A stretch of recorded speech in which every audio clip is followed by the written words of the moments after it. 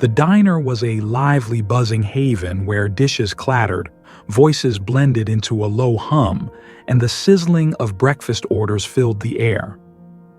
Amid the organized chaos stood Harper, a young waitress whose warm smile and kind heart made her a favorite among the regulars.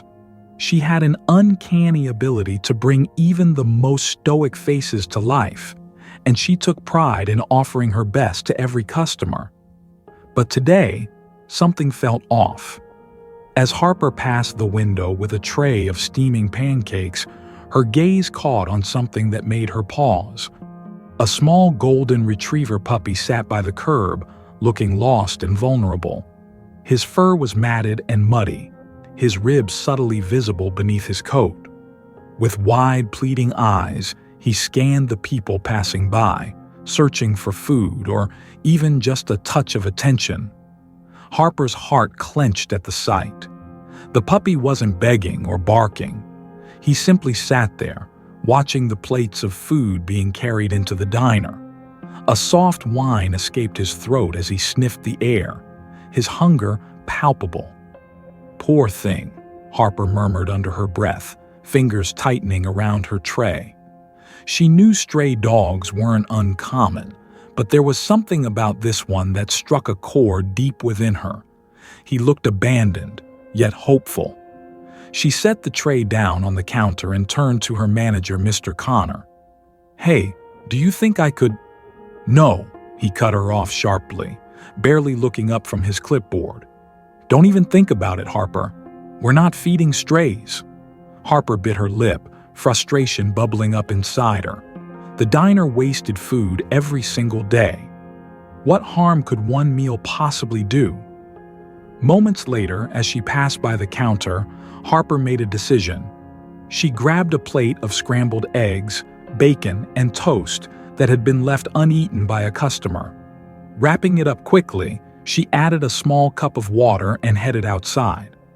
The puppy flinched at her approach but didn't run. "Hey, little guy," Harper said softly, crouching down. "Are you hungry?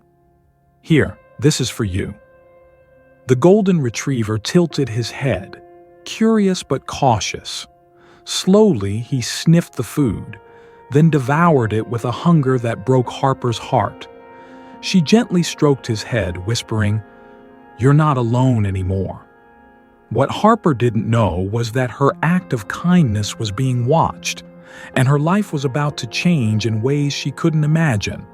She lingered outside for a moment, watching as the puppy finished the food, his tail wagging faintly, a small sign of joy that made Harper smile. "You were starving, huh? Poor thing," she murmured, reaching out to scratch behind his ear. The puppy looked up at her with eyes full of gratitude, eyes that seemed to carry the weight of past hardships and loneliness. "Harper!" The voice snapped her out of the moment like a whip crack. She turned quickly to see Mr. Connor standing in the doorway, arms crossed, a scowl on his face. "What are you doing?" he demanded, his voice sharp enough to draw the attention of diners inside. Harper stood up, brushing her hands against her apron. "You were just feeding a stray dog," he interrupted, marching toward her. "I told you not to do that. How many times do I have to remind you? This is a business, not a charity." Harper's cheeks flushed with embarrassment as she noticed the customers now staring through the window, some whispering, others watching silently. "Mr. Connor." "It was just a plate of leftover food," she argued, keeping her voice steady. "We throw so much away every day, and this little guy clearly needed it." Mr. Connor shook his head, his eyes cold. "And what happens when he comes back tomorrow? Or the next day? We'll have strays all over the place. It's bad for business. If the health inspector sees this, we could get fined." Harper's heart sank as she glanced down at the puppy, who now sat quietly, his ears drooping as if sensing the tension. "No buts," Connor snapped. "You're fired. Pack your things and go." The words hit her like a punch to the stomach. "Fired," she repeated, still in disbelief. For feeding a dog? Yes, for disobeying my orders and embarrassing this establishment. Connor turned on his heel, heading back inside without a second glance. And don't let me catch you here again. Harper stood frozen, her mind reeling. The customers were still watching, their gazes a mix of sympathy and indifference. Fired. Just like that. Her eyes welled with tears, but she refused to let them fall. Instead, she crouched down next to the puppy again, forcing a smile for his sake. "It's okay, buddy," she whispered softly. "It's not your fault." The golden retriever leaned into her gently, offering comfort in his own quiet way, and Harper ran her hand through his matted fur. "What do I do now?" she murmured to herself, her thoughts swirling. She had bills to pay, rent due at the end of the month, and now no job to rely on, all for something that seemed so small but meant so much. The puppy licked her hand and wagged his tail, as if trying to reassure her. Despite everything, Harper felt a flicker of hope, a feeling that, somehow, things would be okay. Then, the sound of an approaching car caught her attention. A sleek black SUV pulled up to the diner, its engine humming softly as it came to a stop. Harper squinted against the afternoon sun. The driver's side door opened, and a tall man stepped out. His suit was tailored to perfection, his polished shoes clicking sharply against the pavement. "Excuse me, miss," he said, his voice calm but authoritative as he approached. Harper stood up, the puppy still by her side, pressing against her leg for comfort. "Are you the one who fed this dog?" he asked. Harper hesitated. "Yes, I am," she answered carefully.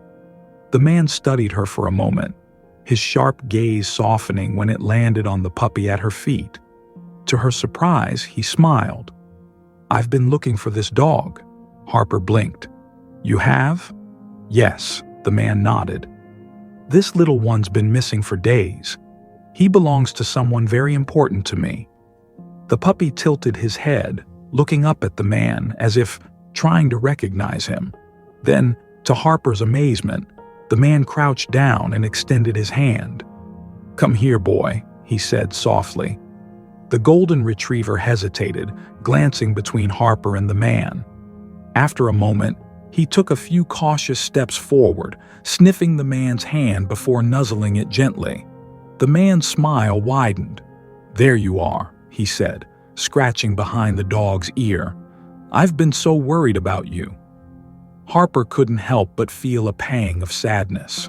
"So, he's yours?" The man shook his head. "Not mine, my daughter's. Scout here is her best friend. She's been heartbroken since he went missing." His expression shifted to one of gratitude. "You have no idea what this means to us." Harper blinked in surprise. "I'm just glad he's safe." The man reached into his pocket and pulled out a sleek leather wallet, taking out a business card. "We've done something incredible today," he said, handing it to her. "I'd like to offer you something in return. Come by this address tomorrow morning. I think I have an opportunity you'll be interested in." Harper stared at the card, still in shock. The address was for a well-known local organization, a place she had only heard about on the news. I don't know what to say," she stammered. "Say yes," the man said, his smile knowing. "Good people deserve good things." With that, he led Scout back to the SUV, opening the door for him. The golden retriever paused, looking back at Harper with those same soulful eyes. Harper waved. "Goodbye, buddy," she whispered. "Take care of yourself." The puppy barked once, a sound full of gratitude, as if to promise that this wasn't really goodbye.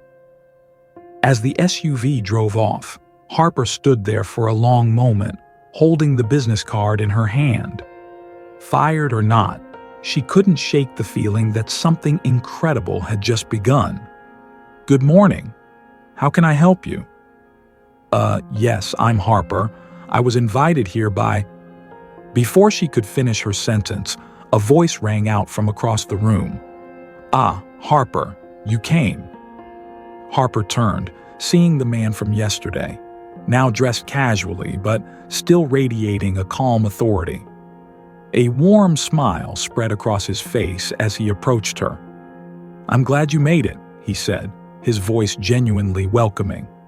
Harper smiled faintly, feeling both nervous and grateful. "Thank you. I wasn't sure what to expect." "Come with me," the man said, gesturing toward a hallway. "I owe you a proper introduction. My name is Andrew Dawson and my family runs this foundation. Yesterday, you helped save more than just a dog. You gave a little girl her happiness back." Harper followed him, curiosity bubbling inside her. "The Golden Retriever, Scout? He really means that much to her?" Andrew nodded, his expression softening. "My daughter, Lily, has been struggling since her mother passed away last year. Scout is more than just a pet to her. He's her comfort, her best friend. When he ran off after a thunderstorm, we searched everywhere. Lily hadn't slept properly for days, but last night, when we brought Scout home, I saw her smile for the first time in weeks." Harper's heart swelled. To think that her small act of kindness had made such a huge difference was overwhelming. "I'm so glad Scout is back where he belongs." Andrew stopped in front of a large window overlooking a spacious play area where dogs of all breeds were frolicking happily. "People like you are rare," he said, turning to face Harper. "Most would have ignored a stray, but you stepped in when no one else did." He paused, his gaze lingering on her with admiration. "Our foundation could really use someone like you, someone with heart. I want to offer you a job here at Evergreen." Harper froze, stunned. "A job?" "Yes," Andrew confirmed. "We rescue animals, rehabilitate them, and find them loving homes. It's hard work, but it's meaningful. And with your compassion, I think you'd be perfect for it." Harper stood speechless. In less than 24 hours, she had gone from losing her job for feeding a stray dog to being offered a position at a respected animal rescue. I don't know what to say," she managed to say, overwhelmed. "Say yes," Andrew said with a reassuring smile. "You'll start part-time, and if it's a good fit, we'll make it full-time. Sound fair?" Harper hesitated, her heart racing with excitement. The thought of working with animals, of being part of something so important, made her feel more alive than she had in weeks. "Yes," she said finally, a huge smile spreading across her face. "I'd love that." Andrew clapped his hands together in approval. "Great, let me give you a quick tour." Over the next few hours, Harper was shown the inner workings of the foundation. Andrew led her through the medical wing, where injured animals were carefully treated, and the adoption center, where families met their new furry companions. She was particularly moved by the outdoor play area, where dogs like Scout could run freely and happily. "This place is incredible," Harper said, gazing at a group of puppies tumbling over each other in a playful frenzy. "It is," Andrew agreed, his pride evident. "But it's not without its challenges. Many of these animals come to us scared, abused, or abandoned. It takes time, patience, and a lot of love to help them trust again." Harper looked out at the dogs, her mind drifting to Scout's soulful, weary eyes from the day before. "I think I can do that," she said softly, her voice steady with resolve. "I know you can," Andrew replied warmly. As the day wound down, Harper was helping clean one of the kennels when she felt a tug on her pant leg. She looked down to see a scruffy terrier mix, wagging his tail furiously and looking up at her with bright, hopeful eyes. She laughed, crouching down to scratch behind his ears. "Well, aren't you adorable?" "That's Tucker," said one of the volunteers who passed by. "He's been here for a while. Sweet little guy, but he's nervous around people." "Not anymore, apparently," Harper replied, watching as Tucker licked her hand affectionately. The connection she felt with him was immediate, natural, and comforting. For the first time in a long while, she felt a spark of joy. That evening, as Harper left the foundation, she couldn't help but replay the day's events in her mind. Yesterday, she had been fired, uncertain about her future. Today, she was walking home with a sense of purpose, a new job, and a heart filled with hope. Her phone buzzed, pulling her from her thoughts. It was a message from an unknown number. "Thank you for taking care of Scout. My dad says you're working at the rescue now, and I just wanted to say you're amazing. Lily." Harper smiled as she read the text. A single act of kindness had sparked a chain of events she never could have predicted. Maybe getting fired wasn't the worst thing to happen, she thought to herself, as her steps felt lighter than they had in a long time. In the distance, she could hear the faint barks and yips of dogs, as if calling her back to where she truly belonged. The days at the Evergreen Animal Rescue Foundation quickly became the highlight of Harper's life. Each morning, she arrived early, greeted by the sound of barking dogs and the sight of caretakers beginning their routines. She felt a deepening connection with the animals, especially Tucker, the scruffy terrier who had quickly become her sidekick. It wasn't just the dogs that Harper had come to love. The people at the foundation were a team, passionate, kind, and supportive. She had never felt such a sense of belonging. Andrew had been right. The work was hard, but it was meaningful. One afternoon, about a week into her new job, Harper was sitting on the floor of the play area, laughing as Tucker tugged at a frayed rope toy. Andrew approached her with a thoughtful look on his face. "Harper, can I talk to you for a second?" Harper looked up, her smile fading slightly at the seriousness in his voice. "Of course."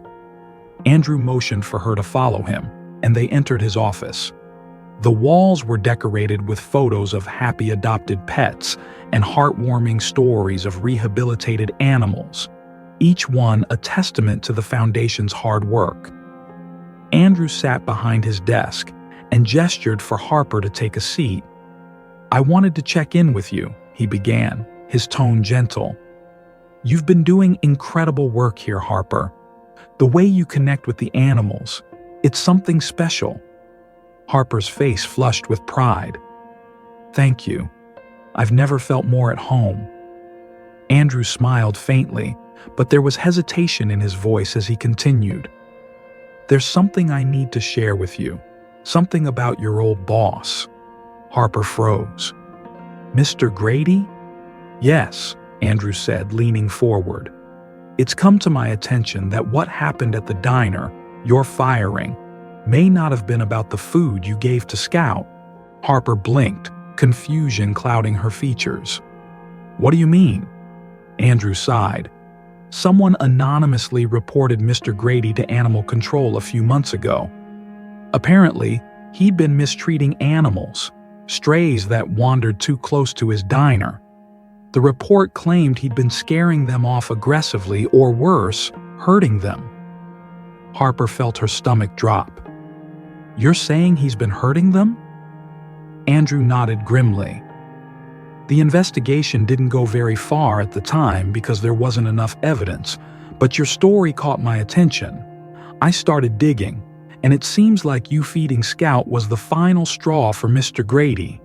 He didn't want the dog around, and your kindness threatened the way he handled it." Harper sat back, stunned. She had known Mr. Grady was cold, but the idea that he might mistreat animals made her sick. "I can't believe this," she whispered. "He fired me because I did the right thing? Because I showed kindness to a dog?" "That's exactly why we need people like you," Andrew said firmly. "When I saw how you cared for Scout, I realized you were someone who wouldn't turn a blind eye to cruelty." Harper's mind raced. The thought of Mr. Grady hurting other animals, defenseless and alone, filled her with rage. "Is there anything we can do?" she asked, her voice filled with determination. Andrew smiled faintly. Actually, yes. I've been working on a partnership with animal control to address cases like this, but we need more evidence to take action. Harper's eyes narrowed. Tell me what I can do to help. That evening, as she walked home with Tucker by her side, Harper's resolve grew stronger. She had to make sure no other animal suffered because of Mr. Grady. The next morning, she arrived at the diner early, waiting across the street. She watched as Grady barked orders at his staff. Her heart pounded as she saw something dart behind a dumpster, a small, scrawny kitten looking for scraps. Grady spotted it and immediately grabbed a broom. "Get out of here!" he yelled, swinging the broom at the terrified animal. Harper's blood boiled. This was the moment. She pulled out her phone and snapped a quick photo, just enough to show the cruelty she had suspected. She walked over to the alley, her heart racing. The kitten darted behind the dumpster, out of Grady's reach, and he turned fuming, spotting Harper standing there. "What do you think you're doing here?" he snapped. Harper stood tall, her voice unwavering. "Making sure you don't hurt any more animals." The confrontation was brief. Harper had what she needed, proof. She left, Tucker at her side, and headed straight for the nearest animal control office. That afternoon, Grady received a visit from animal control. The evidence was clear. He had been violating the law. The kitten was his final mistake. As for Harper, she couldn't shake the feeling of victory. It wasn't just about exposing Grady. It was about standing up for those who couldn't defend themselves. It was about the animals. Later that evening, Andrew texted her, "Thank you for everything. You've helped us more than you know." Harper smiled, peace and pride washing over her. She had found her place, and she wasn't going anywhere. Over the following days, Harper dove deeper into her work at the Evergreen Animal Rescue Foundation. The animals they had rescued, puppies, kittens, and strays, were recovering beautifully, their once frail bodies responding to the food, care, and warmth they desperately needed.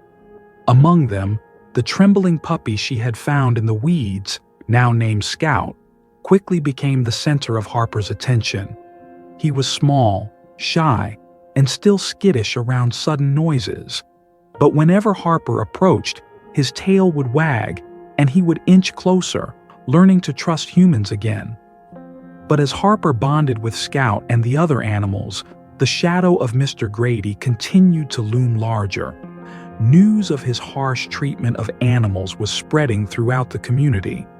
Although there had been no official actions taken against him, the whispers alone were enough to tarnish the reputation of his diner.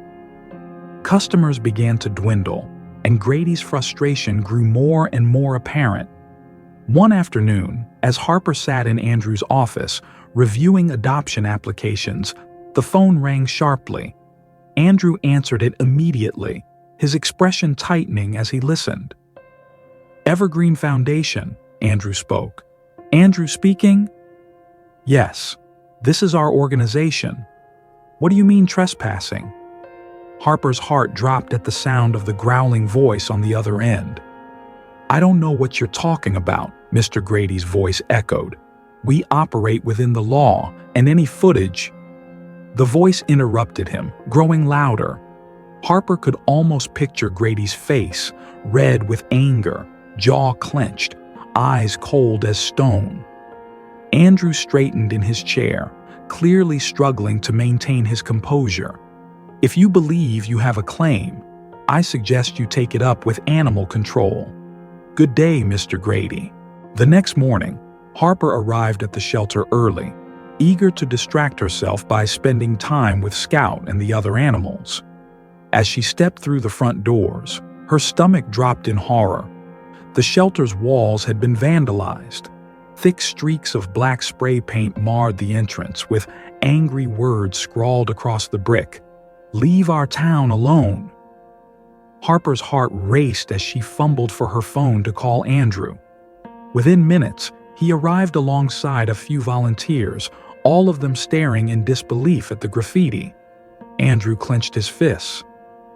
"This has to be Grady, or someone connected to him." Harper nodded numbly, her stomach turning.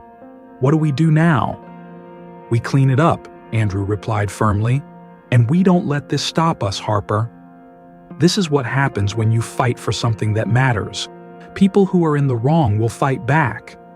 "But the animals," Harper began, her voice cracking. Andrew cut her off gently. "The animals need us. They need you, Harper, and we're not going to let anyone scare us away." Harper took a deep breath, feeling the weight of Andrew's words settle in her chest. She looked back at the shelter, at the frightened animals who depended on them for safety and love. Scout was counting on her. Tucker was counting on her.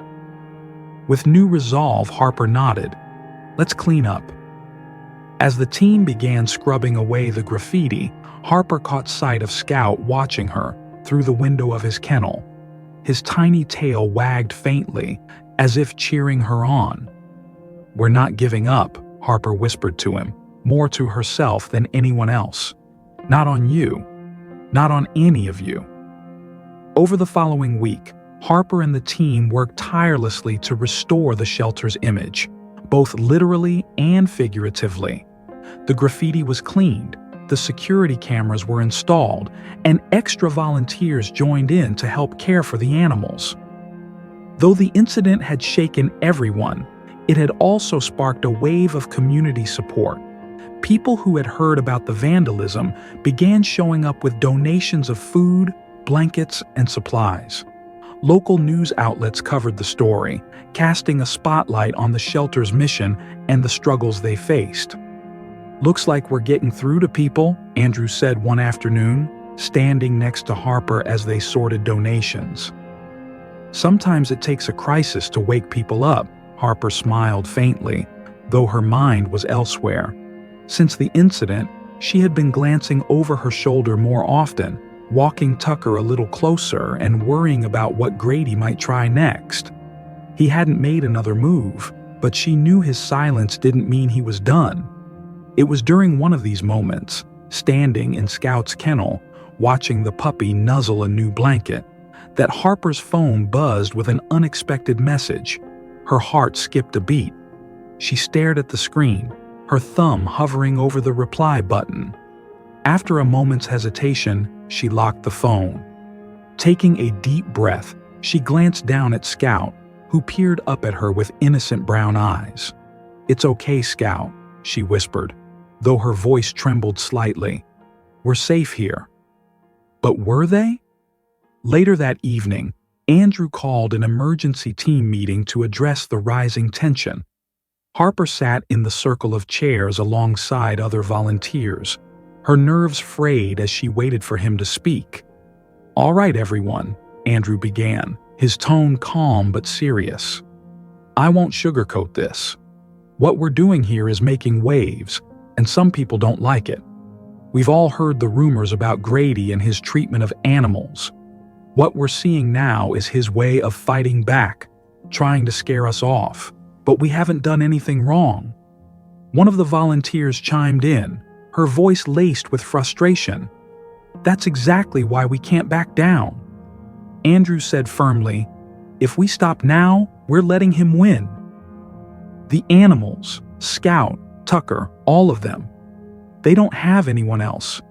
This shelter is their lifeline. Harper nodded, her resolve hardening. "What about the threats?" she asked quietly. Andrew's gaze softened as he turned toward her. "We're reporting everything to the police, Harper. You're not alone in this. If anyone so much as sets foot near you or the shelter, we'll take action." The words were meant to reassure her, but Harper couldn't shake the weight of the anonymous message. Grady was trying to intimidate her specifically, and a part of her wondered if it was her fault for standing up to him that day in the diner. After the meeting, as the volunteers dispersed, Andrew approached Harper and gently placed a hand on her shoulder. "Are you okay?" Harper forced a smile. "I'm fine. Just a little rattled." "I get it," Andrew said softly. "But remember this. Grady's anger isn't about you. It's about what we represent. He's scared because he knows he's being exposed." Harper nodded, appreciating the words, even if they didn't fully ease her worry. "Thanks, Andrew." "Take the night off," he added. "Spend time with Tucker. You've been running yourself ragged here." She considered arguing but decided against it. Andrew was right. She needed a moment to clear her head. That evening, Harper took Tucker on a long walk through the quiet streets of her neighborhood. The sun had dipped below the horizon, and the faint glow of streetlights bathed the sidewalks in soft yellow light. Tucker trotted happily beside her, his tail wagging and ears perked as they walked. "Maybe Andrew's right," Harper said aloud, scratching behind Tucker's ears. "Maybe Grady's just bluffing, trying to scare us." Tucker barked in response, as if agreeing with her. Harper chuckled faintly, the first genuine smile she'd had all day. For a moment, she allowed herself to enjoy the cool night air, the soft rustling of leaves, and Tucker's comforting presence. But as they rounded the corner back toward her apartment, Harper froze. A dark car sat parked across the street.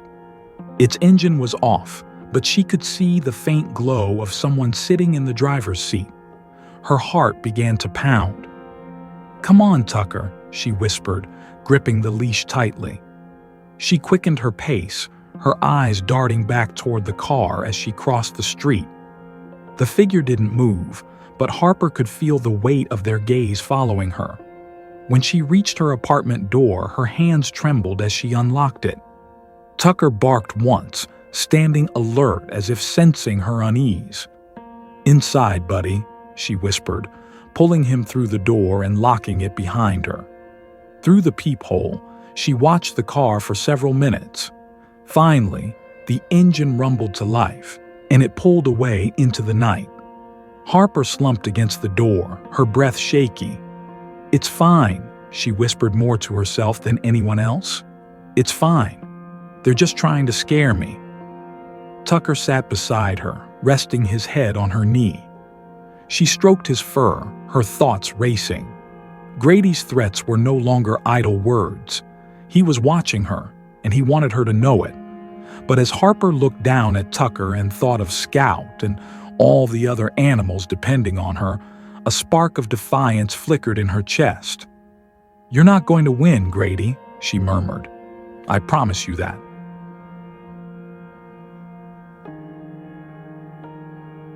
The following day, Harper was caught off guard when she arrived at the shelter and saw Grady standing just inside the entrance. His cruel smirk twisted his features, casting an icy shadow over the otherwise warm and cheerful room. Tucker growled low from where he lay near Harper, his hackles raised. "You can't be in here," Harper said sharply, rising to her feet. "Leave." Grady ignored her, stepping forward and casting a condescending look around the shelter. "This dump is still open, huh?" he sneered. "I'm surprised. Figured you'd have given up by now." "We're doing just fine," Harper shot back, her heart racing. "You have no right to be here. Get out before I call the police." Grady's smirk faltered, but his eyes narrowed with barely veiled anger. "Police?" he scoffed. "They won't do a thing. You don't know what you're up against, sweetheart." "I know exactly what I'm up against," Harper said, her voice steady even as she clenched her fists. "A bully who's afraid of being exposed." Grady's face darkened, and for a moment, Harper wondered if he'd lash out. Tucker stood protectively in front of her, his growl growing louder. Finally, Grady sneered and stepped back toward the door. "Have it your way," he muttered, "but don't say I didn't warn you." Harper watched him leave, the tension in her chest loosening only once the door closed behind him. She knelt and rubbed Tucker's head. "Good boy," she whispered, her voice trembling. "You're my brave boy." Oblivious to the exchange, Scout let out a happy bark, pulling her focus back to the moment. Harper shook off her fear. Grady's intimidation tactics were growing bolder, but she refused to let him win. Later that evening, Harper and Andrew sat at a corner table in a small cafe, going over plans for the shelter's upcoming fundraising event. The community had rallied in support of them after the vandalism, and Andrew had suggested hosting a Rescue Day event to raise awareness and funds. "We'll set up adoption booths outside, invite families to come meet the animals," Andrew explained, tapping his pen against a flyer they were designing. "Maybe even partner with local businesses to sponsor some of the animals' care. It'll show people we're not going anywhere." Harper nodded, feeling a spark of hope. "I like it. The more people we get involved, the harder it'll be for Grady to keep pushing us around." Andrew's expression grew serious. "Speaking of Grady, I don't like what's happening, Harper. He's escalating. The vandalism, the threats, and him showing up today. It's not a good sign." Harper's frown deepened. "I know," she said, her voice firm. "But we can't back down. If we stop now, everything we've worked for will be lost." Andrew exhaled sharply, his brow furrowing with concern. "You're brave, Harper. Braver than most," he said, his voice tinged with something softer than usual. "But I don't want you to get hurt." His words caught her off guard. For the first time, she saw the lines of worry etched into his face, the weight of his concern more visible than ever. "I'll be fine," she reassured him softly. "As long as we're in this together, we'll figure it out." Andrew nodded, though the doubt in his eyes didn't entirely disappear. The morning of the Rescue Day event arrived with a bright, clear sky. The shelter's small parking lot had been transformed into a vibrant festival of tents, banners, and booths. Volunteers rushed around, setting up tables with adoption forms, pet supplies, and donation jars. Families began to trickle in, their children laughing and excited as they met the animals. Harper was everywhere at once, moving between booths, introducing puppies to potential adopters, answering questions, and managing the crowd. Scout, now wearing a bright green Adopt Me bandana, quickly became the star of the event. His playful energy and golden coat made him a crowd favorite. "Look at this little guy," a young mother exclaimed, kneeling beside Scout as her daughter giggled and hugged him. "We might just have to take him home." Harper smiled warmly. "He'd make a wonderful addition to your family." The energy of the day was infectious, but a nagging feeling in the pit of Harper's stomach wouldn't go away. Her eyes kept drifting to a man standing at the edge of the crowd. His arms were crossed, and his gaze was fixed on her. He wore sunglasses and a baseball cap, but despite the obscured features, Harper's instincts tingled with suspicion. "Andrew," she whispered, pulling him aside. "Do you see that guy by the fence?" Andrew glanced over, his eyes narrowing in concentration. "Yeah, I don't recognize him." "Neither do I," Harper murmured. "He's been watching me." "Stay close to the volunteers," Andrew advised, his tone firm. "I'll keep an eye on him." The man lingered for another half hour before blending back into the crowd. Harper tried to shake off her unease, reminding herself that Grady's intimidation tactics couldn't ruin the event they'd worked so hard for. As the event drew to a close, Harper felt a surge of pride. The shelter had raised more funds than she could have hoped for, and 10 animals had found new homes, including Scout. His new family promised to give him the life he deserved, and as Harper hugged him goodbye, her eyes welled with tears. But they were tears of joy. "You're going to be so happy," she whispered to the puppy as he licked her cheek. "You deserve this." Watching Scout leave with his new family, Harper felt her resolve solidify. No matter what Grady threw at them, the The shelter was making a real difference. But as the last of the volunteers began to pack up, Harper noticed something. A small envelope was taped to the shelter's door. Her stomach dropped as she tore it open. Inside was a single note scrawled in rough, jagged handwriting. "You think you've won. This isn't over." Harper's hands trembled as she read the words, but she squared her shoulders, a wave of defiance rising within her.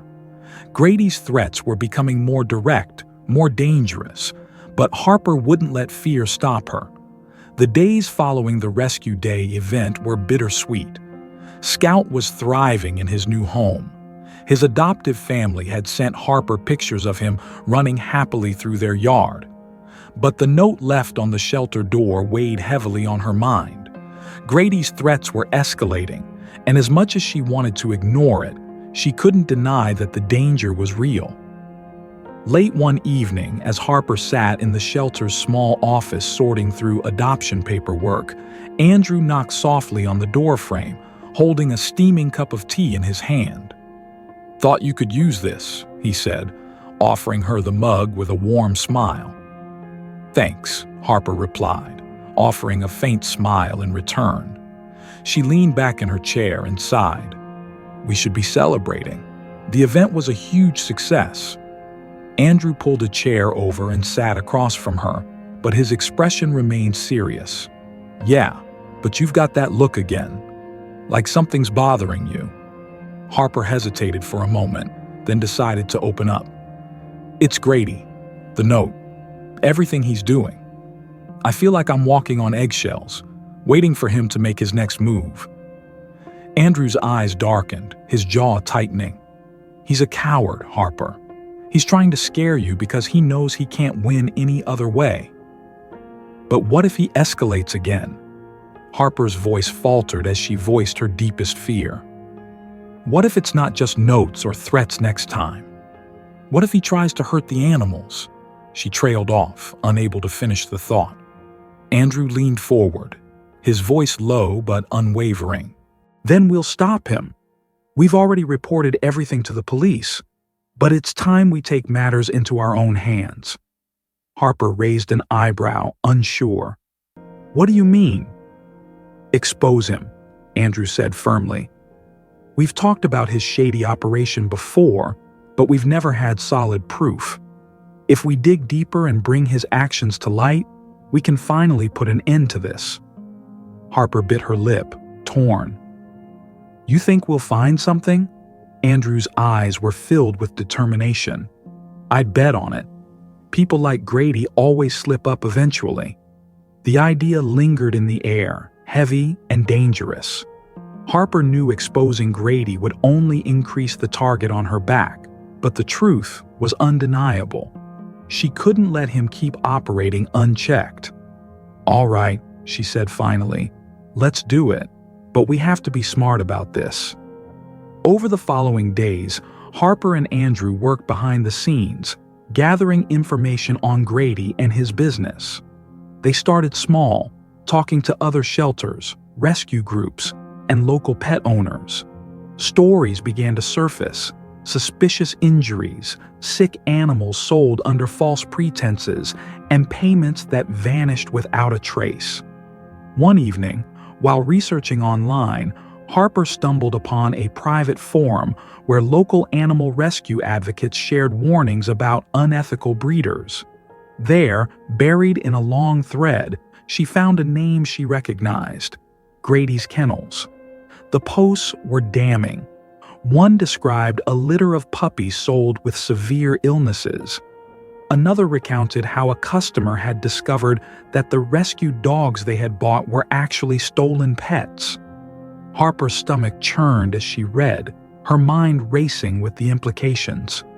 "Andrew," Harper called, waving him over to the computer screen. "Look at this. There's a pattern here." Andrew's eyes skimmed the posts, his jaw tightening. "This is terrifying," he muttered. "This is it. We need to bring this to the police and the local news." Harper hesitated, uncertainty clouding her thoughts. "What if he finds out it's us?" We don't have enough to bring him down completely." Andrew placed a reassuring hand on her shoulder, his voice steady. "Then we'll keep looking until we do, Harper. The truth has a way of surfacing, but someone has to be brave enough to dig it out." Harper nodded, emboldened by his words. Tucker, curled up beside her feet, let out a soft bark, as if offering his own encouragement. That weekend, Harper decided to take the risk and drive to the outskirts of town, where Grady's kennels were rumored to be located. She gripped the steering wheel tightly, the dirt road kicking up dust as Tucker sat alert beside her, eyes scanning the world outside. The kennels were tucked behind a chain-link fence, partially hidden by overgrown trees. From a distance, Harper could make out rows of small makeshift enclosures, some covered with tattered tarps. The faint sound of barking drifted on the wind, making her stomach tighten with sympathy for the animals she knew were suffering there. She parked a safe distance away, her pulse quickening as she pulled out her phone. With her hand steady despite the dread building inside, she snapped a few photos through the zoom lens. As she focused on one of the enclosures, she spotted movement. A man stepping out of a small office building. "Grady," Harper whispered, ducking low in her seat. She held her breath as he scanned the area. For a moment, Harper was sure he had seen her, but then he turned and disappeared inside again. Exhaling slowly, she looked down at Tucker, giving him a soft pat. "We'll get them out of there. I promise." Back at the shelter, Harper shared the photos with Andrew and the team. "This has to be enough to get the authorities to investigate," Harper said firmly, her voice tinged with hope. Andrew studied the images closely, nodding. "It's a start, but we'll need more concrete evidence to make a case. Let's share this with the rescue network. Maybe someone else has something we can add." Harper agreed, but as she glanced at the photos again, her phone buzzed. An unknown number flashed on the screen. She hesitated before answering. "Hello?" she asked cautiously. A low, chilling voice crackled through the line, sending a shiver down her spine. "You don't know when to quit, do you?" Harper froze, her blood turning to ice. "Who is this?" The voice didn't answer her question. "You think you're helping those dogs? You're just making things worse for yourself. Walk away now or you'll regret it." The line went dead. Harper slowly lowered the phone, her hands trembling.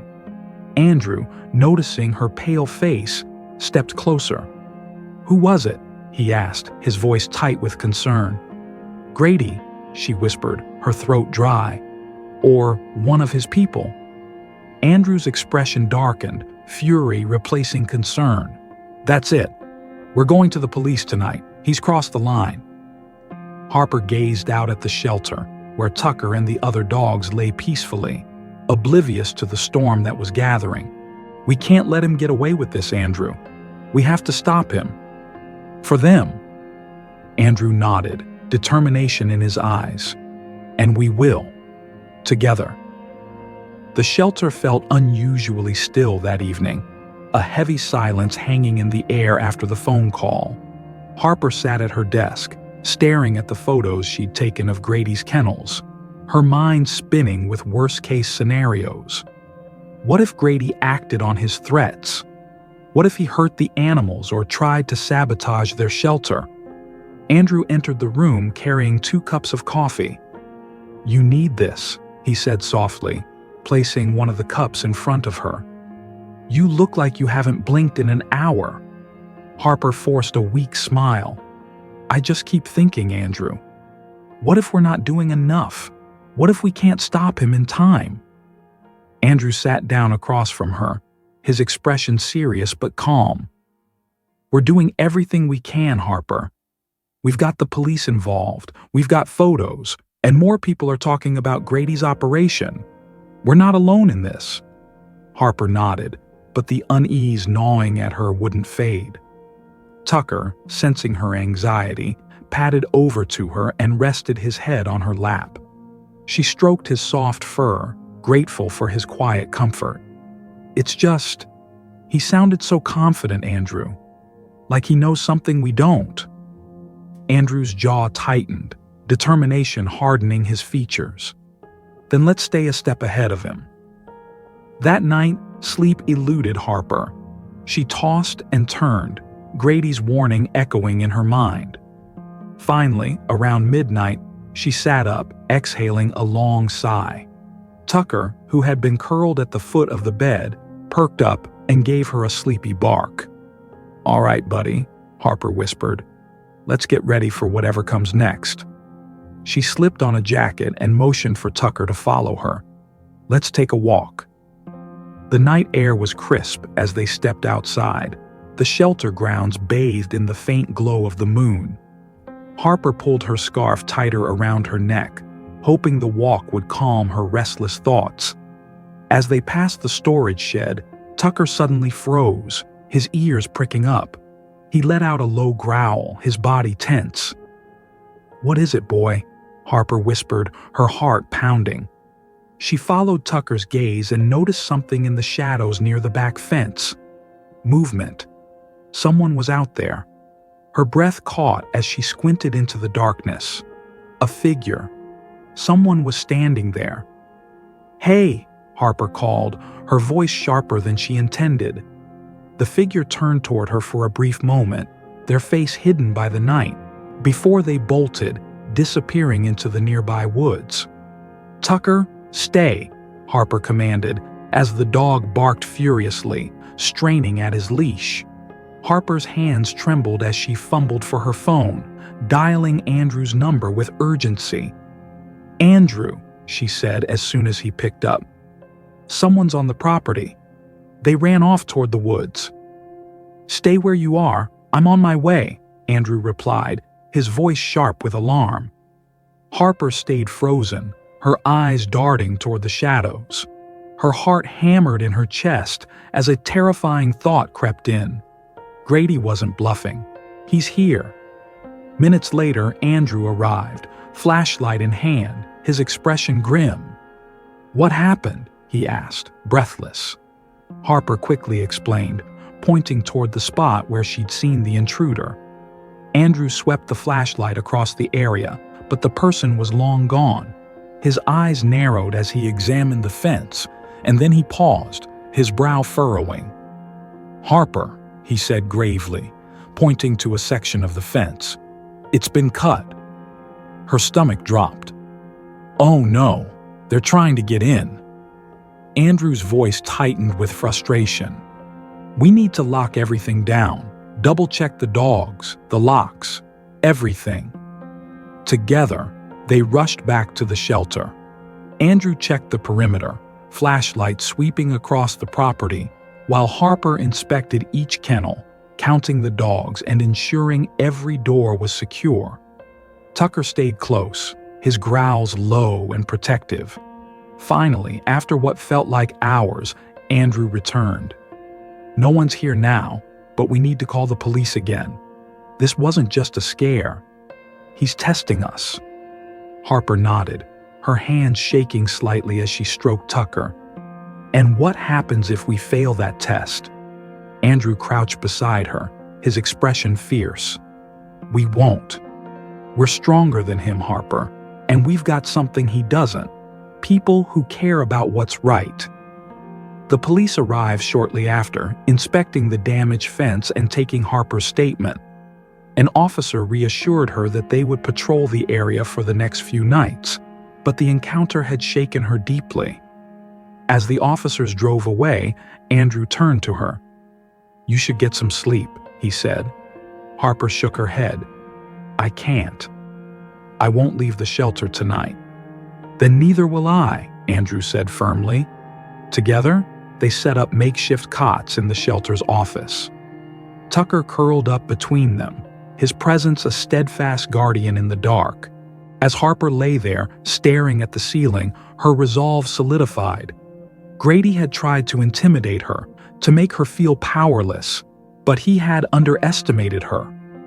"We're going to stop him," Harper whispered into the darkness. Andrew's voice was quiet but resolute. We will. The next morning, Harper arrived at the shelter's front door to find an envelope taped to the handle. Her heart skipped a beat as she tore it open, revealing a chilling message scrawled in bold black ink. "Back off. This isn't over." Harper's fist clenched around the note, her jaw tightening. Tucker barked at her side, sensing her anger. Andrew appeared at her side, reading the note over her shoulder. "That's it," he said, his voice firm. "I'm done playing his games. It's time we take this public." Harper turned to him, determination blazing in her eyes. "Let's end this." The note felt heavy in Harper's hand, its message haunting her as it echoed in her mind. "Back off. This isn't over." The time for quiet measures had passed. She turned to Andrew, her voice firm and unwavering. "We're not backing down. We're taking this public. People need to know what Grady's been doing, and they need to know now." Andrew nodded with resolve. "I'll get the press involved. Between the photos we've taken, the evidence of neglect, and this intimidation, the public will rally behind us. Grady won't be able to hide anymore." Harper moved swiftly, contacting local animal rescue groups and community leaders. She shared the story of Grady's rogue kennel and sent out photos of his abuse. The response was immediate. Outrage and support flooded in. Within hours, local animal welfare pages on social media began posting about Grady, detailing the horrors uncovered at his property. Her phone buzzed constantly as volunteers and supporters pledged their help. The following day, Harper stood before a small crowd of reporters and volunteers outside the shelter. Her hands trembled slightly, but Tucker sat steadfast by her side, his calm presence giving her strength. Cameras were pointed at her, and microphones hovered close. She took a steadying breath before speaking. "My name is Harper, and I run this shelter to save and protect animals in need. But what we've discovered over the past few days has been devastating. There's a man in this community, Grady Walker, who runs an illegal kennel where dogs are kept in horrific conditions. We've seen the abuse with our own eyes, and we have the evidence to prove it." Murmurs rippled through the crowd, but Harper pressed on. "This man has tried to silence us. He's made threats, damaged property, and attempted to intimidate our team. But I'm standing here today to say we will not stop until his operation is shut down and every animal he's harmed is safe. These dogs can't speak for themselves, but we can speak for them." The crowd erupted into applause, and reporters began firing questions. "What evidence do you have?" one asked. Harper held up a folder, photos of the conditions, veterinarian reports on rescued dogs, and statements from witnesses. "Has he threatened you directly?" another reporter pushed. "Yes," Harper said, her voice steady. "But we refuse to back down." Andrew stepped forward beside her, addressing the crowd. "Grady Walker has hidden in the shadows for too long. We're asking the community, law enforcement, and animal rights organizations to step in and ensure justice is served. No animal deserves to suffer like this." As the press conference concluded, volunteers began handing out flyers with information about the illegal kennel. Support poured in from every direction. Neighbors offered to help secure the shelter. Businesses pledged donations. Rescue groups shared Grady's name across every platform. Back at the shelter, Harper sat at her desk, answering phone calls and emails from people wanting to help. Andrew walked in, holding his phone with an excited expression. "Harper, you're not going to believe this," he said. "A major news station picked up the story. It's airing tonight." Harper's eyes widened. "That's huge. If we can get enough attention, maybe the police will act faster." Andrew grinned, his face lighting up. "They won't have a choice. The pressure will be too strong." But their victory was short-lived. That evening, as the sun began to set, a loud crash echoed through the shelter grounds. Harper and Andrew rushed outside to find one of the kennel doors broken open and 2 dogs missing. "Grady," Harper whispered, her heart sinking. Tucker barked furiously, running toward the fence line where tire tracks marred the dirt. He returned quickly, Andrew's face darkening as he clenched his fists. He took the dogs as retaliation. Harper's hands shook as she tried to steady her breathing. "We have to get them back, Andrew. We can't let him win." Andrew nodded, determination hardening his features. "Call the police again. This time, they'll have no choice but to take action."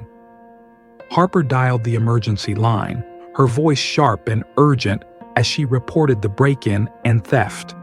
The officers arrived quickly, but Grady was already long gone.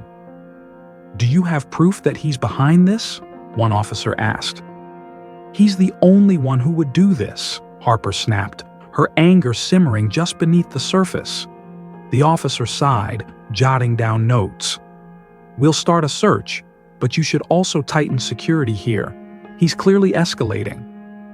As the police left, Harper sat on the office steps, her head in her hands. Tucker leaned against her, offering silent comfort. Andrew sat beside her, his voice low. "We'll find them, Harper. I promise." Harper lifted her head, her eyes flashing with a fierce determination. "This ends now. If the police won't stop him, then we'll find another way." The following morning, Harper and Andrew put out a public plea on social media, offering a reward for any information about the stolen dogs. The news station picked up the story, airing footage of the devastated shelter and the missing dogs. That afternoon, Harper received an anonymous tip. A shaky voice on the other end of the line whispered, "I know where he's keeping the dogs." Harper's pulse quickened. "Where?" The caller gave her an address, a rundown property deep in the woods, far from town. "You didn't hear it from me," the voice added before hanging up. Harper stared at the phone, adrenaline coursing through her veins. Andrew watched her closely. "What is it?" "I know where they are," she said, her voice tight. "Grady's hideout." Andrew's eyes narrowed. "Harper, this could be dangerous." Harper shook her head, her jaw set. "I don't care. We have to save them." Andrew grabbed his keys. "Then let's go." Tucker barked, ready to follow them. Harper glanced down at him, a faint smile tugging at her lips. "All right, boy, you're coming with us." As they headed toward Grady's hideout, Harper gripped the steering wheel, her resolve unshakable. This was it, the final stand. The truck rumbled down the dirt road leading into the woods, headlights slicing through the twilight. Tucker sat in the back seat, ears perked, eyes sharp, sensing the urgency of their mission. Andrew gripped the door handle, his face taut with tension. "Are you sure about this place?" he asked, scanning the shadowy trees around them. Harper nodded, determination etched in her features. "That call was real. I could hear it in their voice. Grady's here, and so are those dogs. We can't wait for the authorities anymore." As they approached the clearing, a rundown property came into view. The dilapidated building sat behind a rusty wire fence, its sagging gate slightly ajar. From a distance, faint barking could be heard. Harper's heart leapt. "They're here," she whispered. Andrew exhaled sharply and pulled out his phone.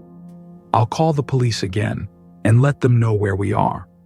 Harper shook her head. "There's no time to wait. I'll go in first, check it out, and signal you if it's clear." "Harper," Andrew started. "I'll be careful," she cut him off. "But those dogs need us." Before Andrew could protest further, Harper slipped out of the truck, Tucker following close behind. She crouched low as she approached the gate, slipping through the opening and into the property. The barking grew louder as she crept toward the main building. The weight of the silence pressed heavily on her shoulders. Tucker moved like a shadow at her side, nose twitching as he tracked the scent. Harper whispered softly to him, "Easy, boy. Stay close." As she rounded the corner of the building, Harper's eyes widened. There, in a makeshift pen covered with torn tarps, were the missing dogs, 2 golden retrievers, trembling and pressed against the far corner. Their eyes reflected fear, but also recognition as they spotted her. Harper's voice cracked with relief. "I see them," she whispered, glancing back toward the truck where Andrew waited. She waved her arm in a quick signal. Andrew gave her a thumbs up before disappearing back into the truck, likely calling the police. Carefully, Harper approached the pen, whispering softly to the dogs, "It's okay, babies. I'm here.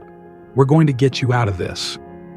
Tucker wagged his tail slightly, staying calm so as not to frighten the dogs further. As Harper reached for the latch, a voice suddenly sliced through the darkness. "What the hell do you think you're doing?" Harper froze. Grady Walker stepped out from the shadows, his bulky frame illuminated by the faint glow of a flickering porch light. His face twisted in anger, and in his hand, he gripped a thick metal crowbar. Tucker growled low in his throat, stepping protectively in front of Harper. Harper straightened, refusing to back down. "Let these dogs go, Grady. It's over. The whole town knows what you've been doing. You can't get away with this." Grady let out a bitter laugh and took a step closer. "You think you're going to stop me? You've got no right to be here." Harper held her ground, her heart pounding. "The police are on their way. You'll never hurt another animal again." Grady's expression darkened. "I've dealt with people like you before. You don't scare me." He raised the crowbar, taking another menacing step toward her. Suddenly, Tucker lunged forward with a ferocious bark, his sharp growl echoing through the clearing. Grady stumbled back, caught off guard as the golden retrievers began barking wildly in unison. The noise was deafening enough to rattle Grady for a moment. At that exact moment, Andrew burst onto the scene, shouting, "Harper, the police are here." Red and blue lights flashed in the distance, sirens cutting through the tense standoff. Grady turned, realizing he was out of time. With a furious glare, he tossed the crowbar to the ground and bolted for the woods, disappearing into the shadows. "Coward!" Andrew shouted after him, his voice full of contempt. Harper wasted no time. She rushed to the pen and unlatched the gate. "Come here, sweethearts," she said gently, kneeling as the 2 retrievers cautiously approached. They wagged their tails faintly, their trust returning as Harper stroked their matted fur. Tucker sniffed them both, as if reassuring them that everything would be okay. Within minutes, the police cars screeched to a halt. Officers jumped out, flashlights and radios crackling. Harper stood as they approached, pointing toward the woods. "He ran that way. Grady Walker. He's the one responsible for all of this." The officers split up, some chasing after Grady while others examined the pen and checked the dogs. A senior officer turned to Harper with a look of quiet respect. "You saved these dogs tonight. We'll make sure he doesn't hurt anyone else." Harper felt a wave of relief wash over her. She turned to Andrew, who was holding Tucker's leash with a proud grin. "We did it," she said softly. Andrew nodded, a quiet pride in his eyes. "Yeah, we did." The officers carefully loaded the 2 golden retrievers into their patrol car, assuring Harper that they would be taken to safety. One officer handed Harper a blanket, which she draped around the trembling dogs. "You're safe now," she whispered. As the adrenaline began to fade, Harper knelt beside Tucker and hugged him tightly. "You're a hero, boy," she murmured into his fur. Tucker wagged his tail as though he understood the vital role he'd played in saving the day. Andrew placed a hand on Harper's shoulder. "They'll be okay now. And Grady? He's finished." Harper smiled faintly. the weight of the past few days lifting from her shoulders. "Let's get back to the shelter," she said softly. "We've got a home." The shelter was quiet when they arrived. Later that night, the rescued dogs, safe and sound in the back seat, sat still as Tucker remained alert, proudly by Harper's side. He seemed to know he'd been part of something extraordinary. Harper glanced back at the golden retrievers who had finally settled down, their eyes soft with trust and gratitude. "We're home now," she said gently as they parked in front of the shelter's warmly lit building. Andrew grabbed the leashes while Harper carried blankets and fresh food to prepare a welcoming space inside. Harper led the two dogs into a cozy corner where soft bedding and water awaited them. They sniffed cautiously at the blankets before curling up together, their tails wagging faintly. Tucker sat close by, his calm presence a reassurance. Harper smiled softly, crouching down to stroke their fur. "You're safe now," she whispered. "No more fear, no more hurt." Andrew stood nearby, watching the scene with admiration. "You've got away with them, Harper," he said. "It's like they know they're finally home." Harper looked up at him, a mixture of exhaustion and joy in her eyes. "It's not just me," she said softly. "It's Tucker, too. They trust him. He's been through so much himself. It's like he's telling them everything will be okay." Andrew knelt beside her, affectionately rubbing Tucker's head. "He's more than just a rescue dog. He's a hero." Suddenly, the sound of a car pulling into the shelter's lot broke the quiet. Harper frowned, exchanging a look with Andrew. Who could that be at this hour? They wondered. They stepped outside to find a sleek black car had just parked. A tall, well-dressed woman emerged, her expression a mix of hope and hesitation.